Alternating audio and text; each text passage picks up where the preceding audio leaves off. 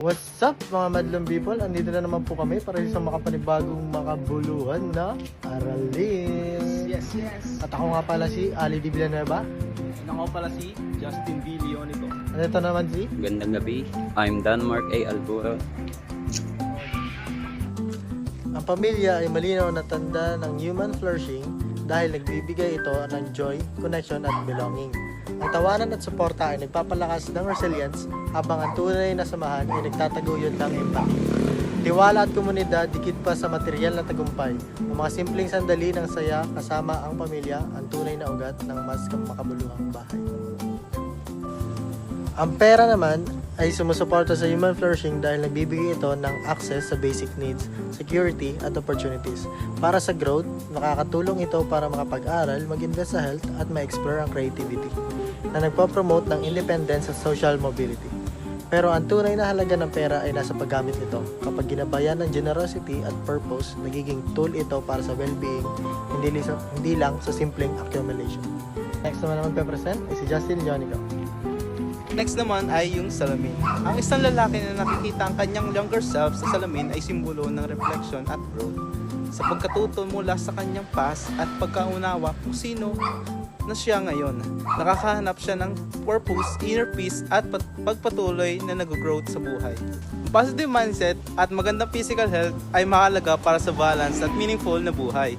Kapag pinagsama, tinutulungan nito ang isang tao na manatiling matatag, maabot ang kanilang mga goals at maranasan ang tunay na happiness habang nakakaapekto ng positibo sa iba.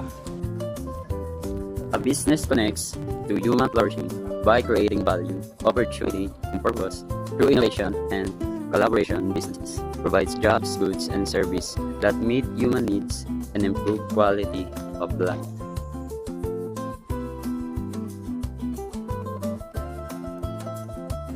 And there are some 3 questions that we're gonna answer at ito yun.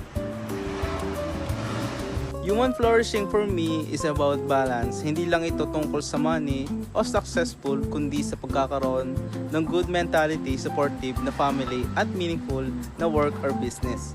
At higit sa lahat yung mirror or self-reflection, pagkilala sa sarili at pagkatuto sa past ang tumutulong para tuloy-tuloy kang mag-growth at makahanap ng tunay na happiness. Ang human flourishing ay parehong nararanasan ngayon at patuloy na hinahabol. Nakikita ito sa simpleng saya ng kalusugan at purpose sa araw-araw, habang patuloy ding nabubuo sa mga choices at values na humuhubog sa future.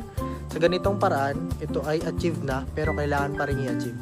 Isang journey ng growth at pagiging buo. These are the 3 types of way to achieve human flourishing. Number 1, build self-discipline and consistency. Big goals don't come from motivation alone. You need daily habits that move you forward even when you don't feel like it. 2.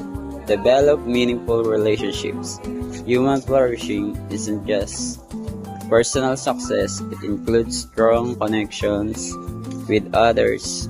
Invest time in family, friends, and people who support your growth. 3. Pursue purpose and continuous growth. Know why you're doing what you're doing. Set clear goals aligned with your values and keep learning along the way. Growth can be in skills, mindset, or character. So yun, that's all for today. Bago namin tapusin itong vlog na to, Sina-challenge namin kayo na do your own version at hanapin ang value nyo bilang human flourishing.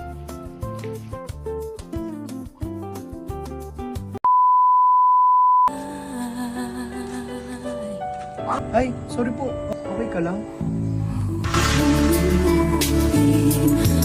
Sorry po, okay ka lang?